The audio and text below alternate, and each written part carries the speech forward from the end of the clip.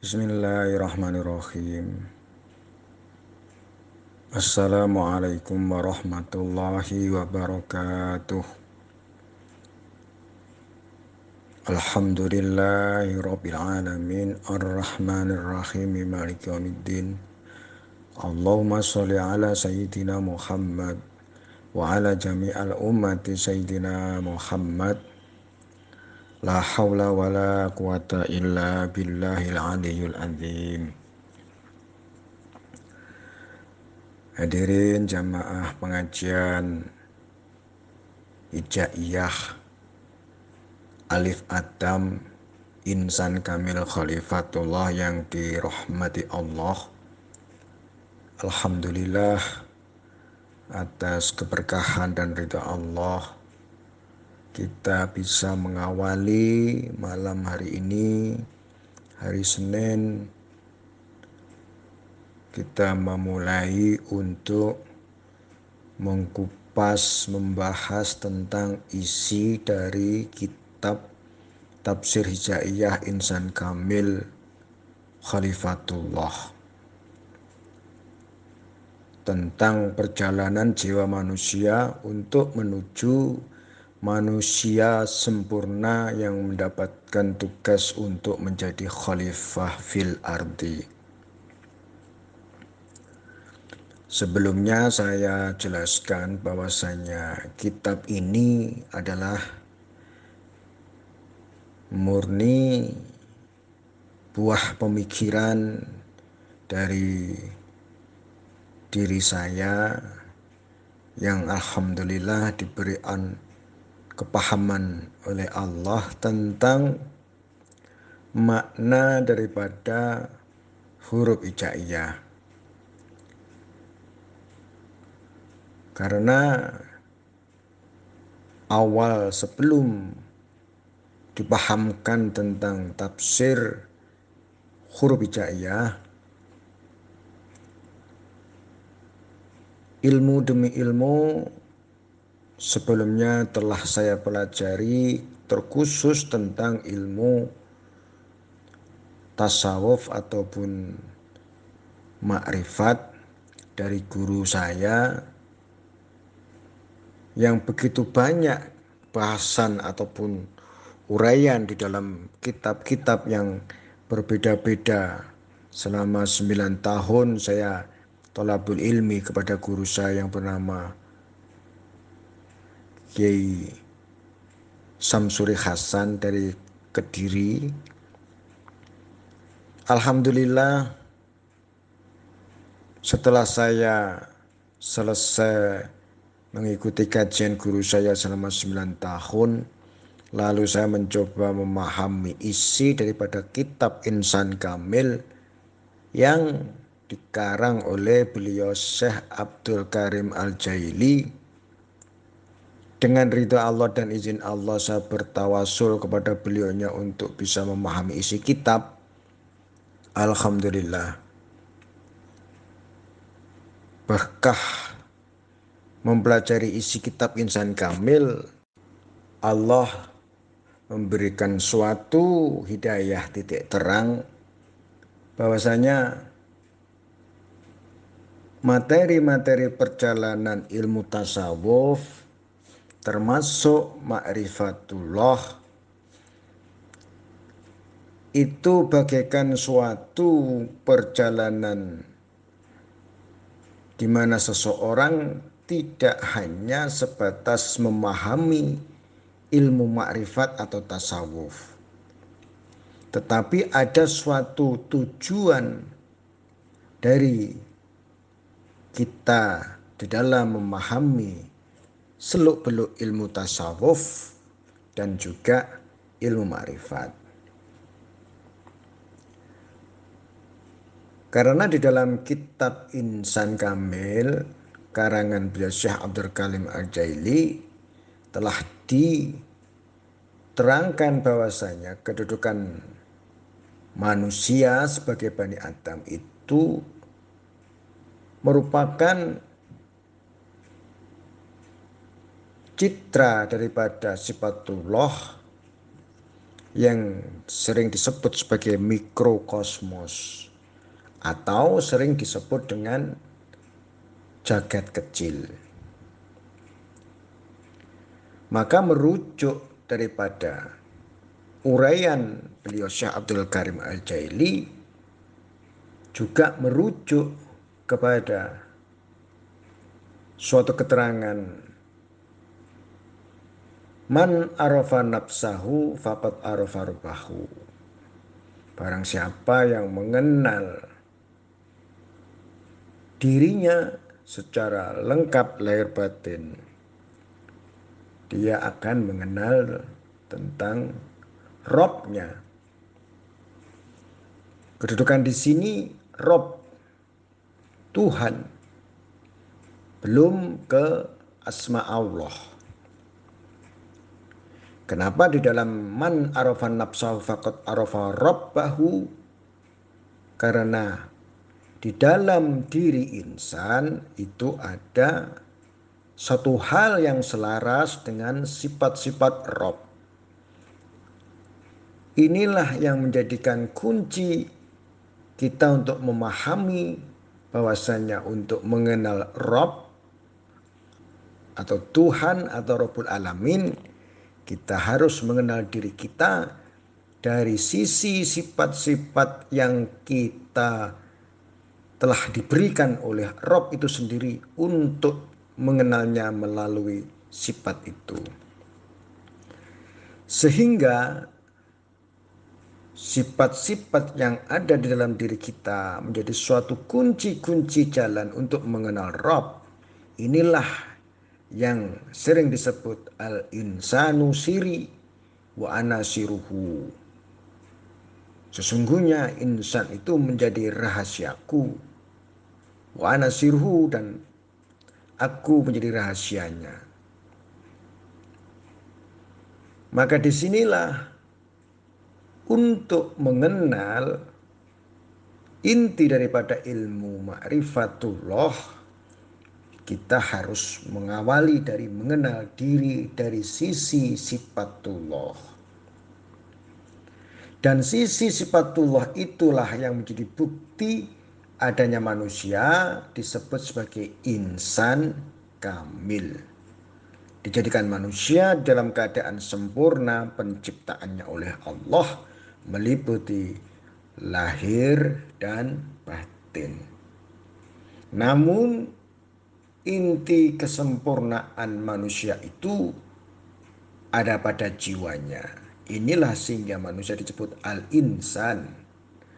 Berbeda dengan ketika manusia disebut nas.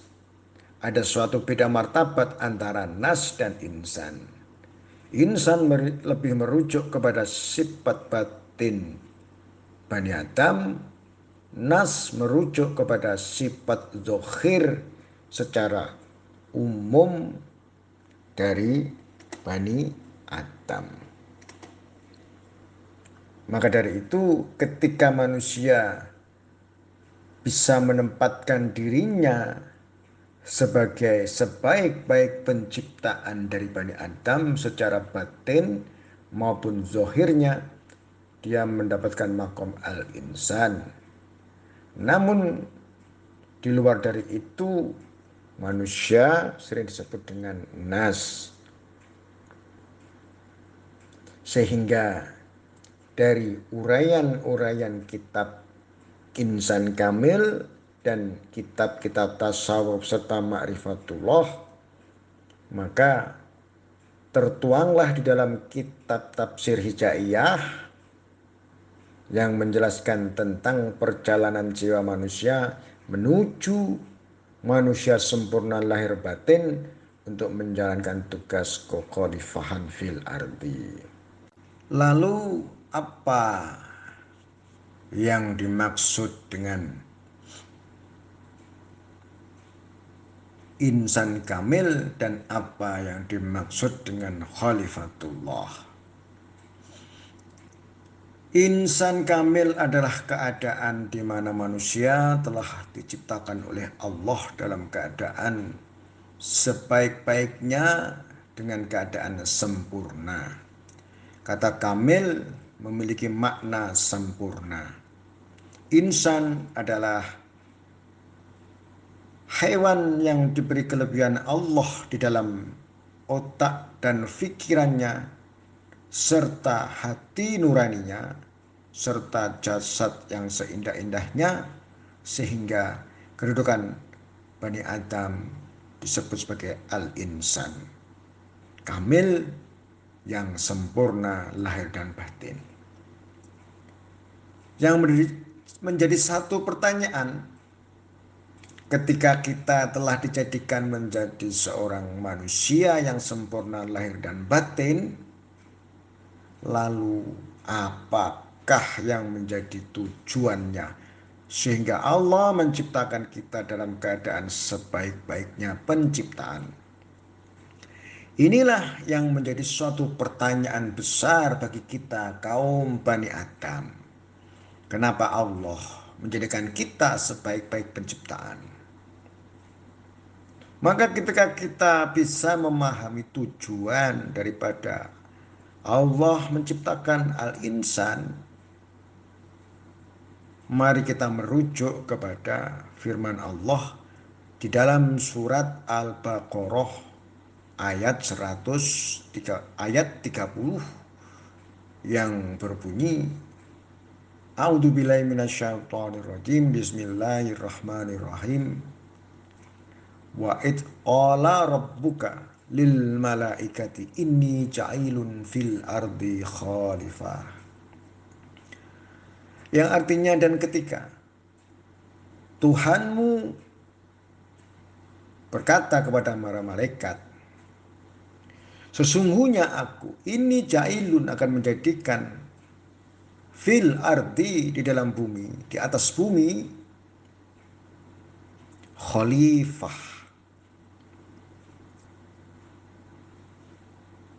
Apakah makna khalifah? Khalifah adalah diibaratkan wakil-wakil Allah untuk mewakili sifat-sifat Allah. Untuk Allah nyatakan inilah kenyataan kesempurnaan sifat Allah yang dijalani oleh Bani Adam nantinya di muka bumi. Sifat inilah yang menjadi inti daripada aktivitas seorang khalifah di muka bumi. Karena sifat-sifat Allah itulah yang nantinya nyata menunjukkan eksistensi daripada laku khalifah. Maka modal seorang insan khalifah dari Allah adalah ruhani. Ruhani inilah yang ibarat air putih berisi dengan berbagai macam aneka rasa. Diibaratkan air putih itu adalah ruh, maka berbagai macam sifatullah itulah aneka warna keadaan jiwa insan sesuai dengan sifat-sifat yang telah Allah anugerahkan atau yang telah Allah tajalikan di dalam jiwa batin Adam alaihissalam.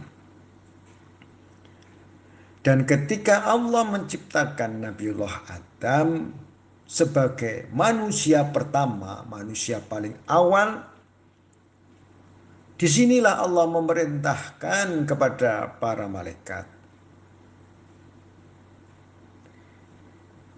Allah memerintahkan kepada para malaikat untuk bersujud kepada Nabi Adam, juga termasuk bangsa jin.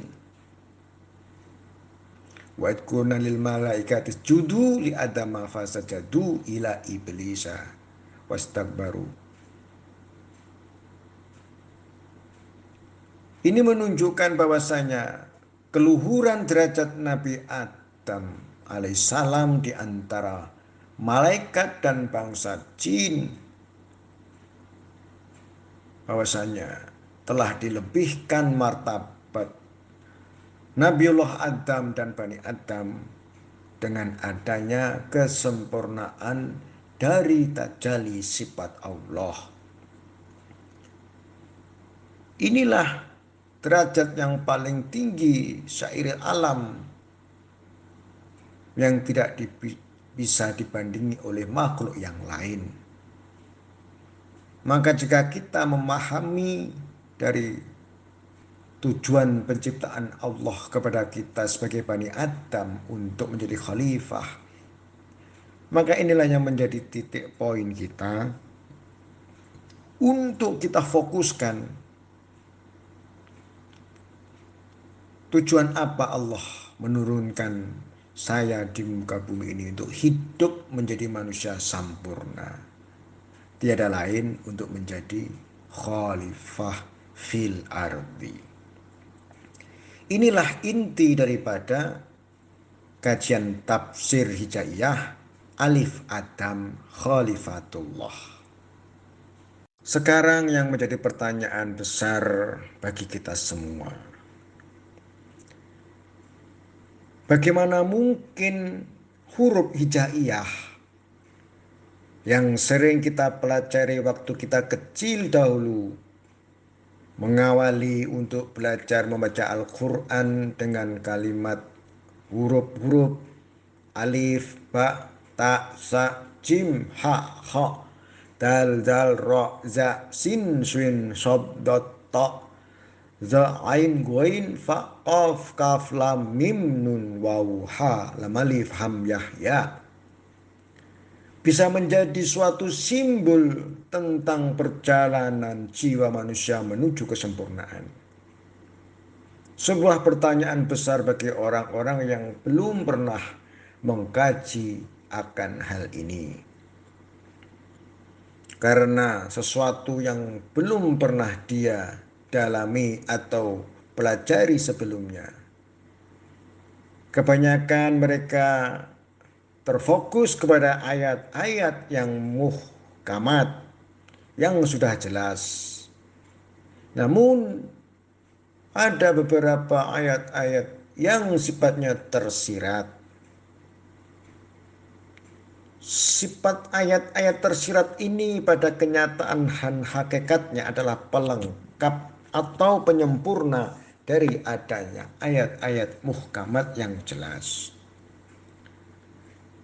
Sehingga salah satu ayat muhtasabiyat yang ada di dalam Al-Quran dengan ayat alif lam mim, ini nyata adalah suatu ayat mutasyabihat yang sifatnya tersirat. Tidak semua orang diberi kemampuan untuk memahami ayat ini kecuali tanpa adanya hidayah dan pertolongan sifat Allah yang disebut alim ataupun rosid. Maka tidak ada sesuatu yang tidak mungkin bagi Allah Al-Alim wal-Rosid yang maha mengetahui dan maha cerdas untuk menurunkan sifat-sifat kesempurnaan ilmu dan kecerdasan kepada otak manusia yang menjadi wadah tajalli sifat aliman warosidan untuk menjadi awal Allah akan memberikan suatu petunjuk dan kepahaman kepada manusia untuk dipahamkan tentang makna daripada ayat-ayat yang tersirat. Bahkan kalau kita merujuk kepada surat Al-Baqarah ayat awal alif lam mim, dzalikal kitabu la raiba fihi hudal lil muttaqin. Dzalikal kitab la raiba fihi, di mana kedudukan eksistensi kitab itu yang disebutkan di dalam ayat kedua dari surat Al-Baqarah. Dzalikal kitab, kalau kita merujuk daripada awal ayat, pastinya merujuk kepada huruf alif, lam, dan mim. Ini suatu hal yang sangat mutlak jika kita mau memahami bahwasanya alif lam mim adalah induk kitab berisi beribu-ribu ilmu yang rahasia ataupun yang telah Allah terjelaskan di dalam alam semesta ini. Semua terliputi oleh huruf alif lam mim. Maka ada apa sebenarnya dari struktur huruf alif, lam, dan mim? Maka dari itu merujuk kepada ayat alif lam mim. Maka ada satu hal yang sangat istimewa daripada huruf alif. Ada apa sebenarnya dengan huruf alif sehingga huruf ini sangat istimewa untuk dikaji, dipelajari, dipahami, dimaknai dalam segala dimensi kehidupan lahir dan batin. Bahkan di martabat uluhiyah ketuhanan ataupun di dalam martabat insaniyah, huruf alif menjadi simbol-simbol tegaknya suatu jiwa-jiwa yang berdiri kokoh istiqomah, tegak lurus, yang tidak bisa digoyahkan keyakinannya. Seperti itulah simbol daripada huruf alif. Maka dari itu, awal kita untuk memahami huruf alif, setelah huruf alif dipahami dari sisi kalam, ucapan atau huruf alif, ba, ta, itu adalah hijaiyah huruf. Namun di sisi lain, di sisi makna yang tersirat, ada makna hijaiyah secara luas, baik dari sisi batin, dari sisi zahir. Masih banyak ilmu di dalam huruf hijaiyah yang belum keluar, ibarat berjuta-juta mutiara terpendam di dalam samudera lautan. Maka begitulah kedudukan huruf alif menjadi suatu ikon yang sangat kuat, simbol yang sangat kuat, jelas dan memiliki sifat. Huruf alif memiliki sifat awal. Huruf alif memiliki sifat satu. Huruf alif memiliki sifat ahad. Huruf alif memiliki sifat tegak. Huruf alif memiliki sifat berdiri sendiri. Huruf alif memiliki sifat gagah. Huruf alif memiliki sifat menghidupi.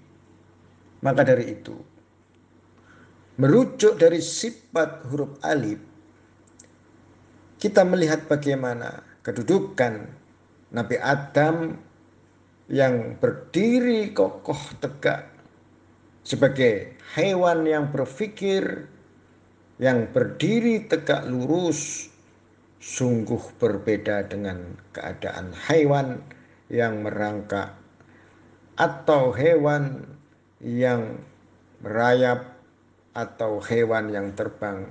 Maka disinilah kedudukan Nabi Adam dengan sifat-sifatnya menunjukkan adanya sifat alif di dalam diri Adam, Bani Adam, secara sifat alif. Maka tidak bisa dipungkiri bahwasanya makom Nabi Adam yang awal dari awalnya manusia al-insan yang diciptakan Allah adalah Nabi Adam itu sendiri. Maka sifat satunya Nabi Adam di antara manusia yang telah beranak pinak, berjuta-juta, bermiliar manusia, semua tidak bisa dipungkiri berasal dari Nabi Adam alaihissalam. Inilah kunci untuk memahami tentang alif Adam. Sebagai awal insan Allah ciptakan di muka bumi ini. Maka untuk memahami alif Adam yang harus kita pahami, sifat alif ada pada diri Nabi Adam alaihissalam. Sehingga dari yang satu diri Adam menjadi banyak beranak pinak. Sehingga keseluruhan Bani Adam disebutlah sebagai umatan wahidan. Inilah sekilas dari mukadimah tentang tafsir huruf hijaiyah yang bermakna alif Adam insan kamil khalifatullah. Tafsir hijaiyah perjalanan huruf hijaiyah merupakan simbol daripada perjalanan jiwa manusia menuju insan kamil khalifatullah. Alhamdulillah sekilas tentang mukadimah telah saya sampaikan.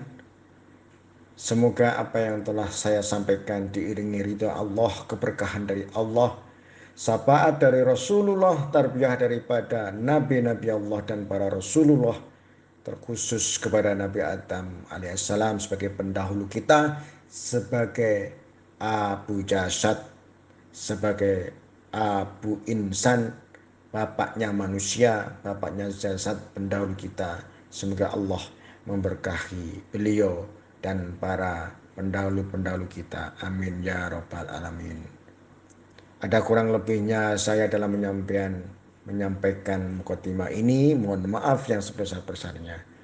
Untuk selanjutnya saya persilahkan kepada para anggota jamaah kajian huruf hijaiyah alif Adam untuk menyampaikan pertanyaan sekiranya ada yang belum dipahami. Saya persilahkan, semoga ada jawaban, kiranya ada pertanyaan yang diiringi hidayah dan ridho dari Allah Subhanahu wa taala.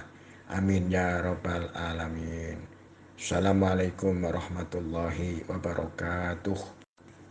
Di dalam kita untuk memahami ilmu hidayah alif Adam menuju insan kamil khalifatullah bi ilmu ma'rifatullah. Dalam hal ini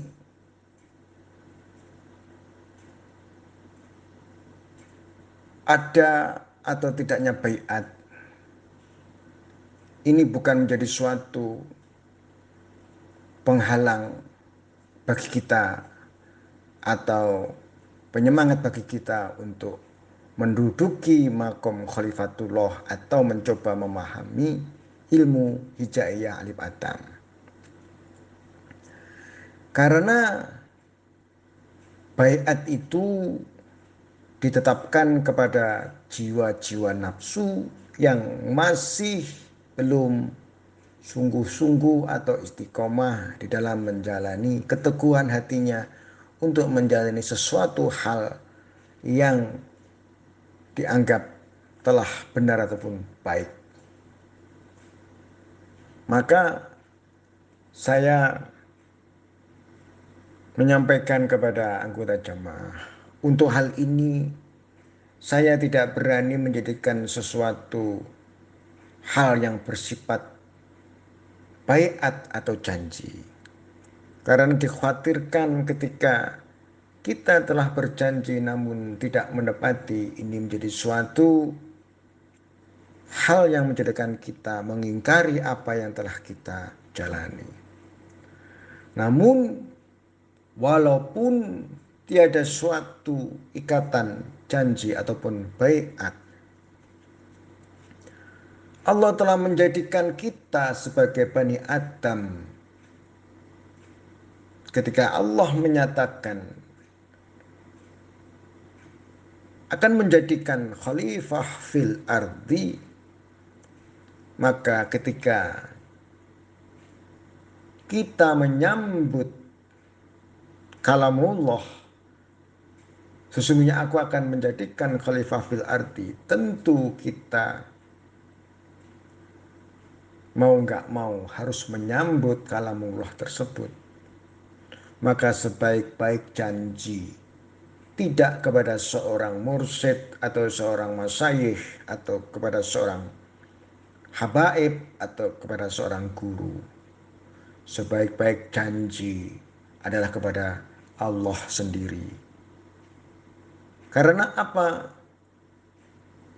Allah adalah zat yang maha menyaksikan dan zat yang maha pemaaf.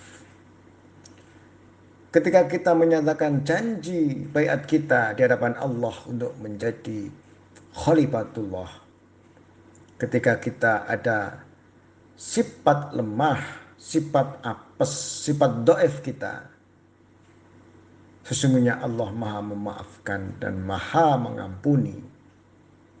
Namun beda halnya kalau kita berjanji kepada sesama manusia, karena hukum janji haruslah ditepati. Maka untuk menjembatani perkara ini, ada suatu jalan untuk penyeimbang, bahwasanya ketika kita melafadzkan kalimat syahadat, asyhadu alla ilaha illallah wa asyhadu anna muhammadar rasulullah wa asyhadu ana bani adam khalifatullah. Disinilah yang harus kita tegaskan kesaksian kita di hadapan Allah dan Rasulullah, bahwasanya mau dan tidak mau kita telah dijadikan sebagai manusia, sebagai insan bani Adam, dan kita harus menyambut tugas apa yang harus kita jalani hidup di bumi ini sebelum ajal menyambut kita. Kita tegaskan niat kita di hadapan Allah untuk tidak berjanji, tetapi untuk kita nyatakan, kita saksikan bahwasanya sifat-sifat Allah yang telah Allah tajali kepada diri kita, itulah sebenarnya nyata bahwasanya kita telah ditugaskan sebagai khalifah fil ardi. Maka harus kita nyatakan di dalam syahadat kita bahwasanya kita adalah Bani Adam dan Nabi Adam adalah awal seorang khalifah. Maka mau tidak mau Bani Adam fil ardi juga bagian daripada tugas kekhalifahan secara universal. Karena itu mutlak di dalam surat Al-Baqarah ayat 30 tentang kedudukan semua insan fil ardi sebagai khalifatullah. Insya Allah itu jawaban tentang hal baiat atau tidaknya. Semoga menjadi jawaban yang menjadikan jawaban yang diridhai Allah Subhanahu wa taala. Amin ya rabbal alamin.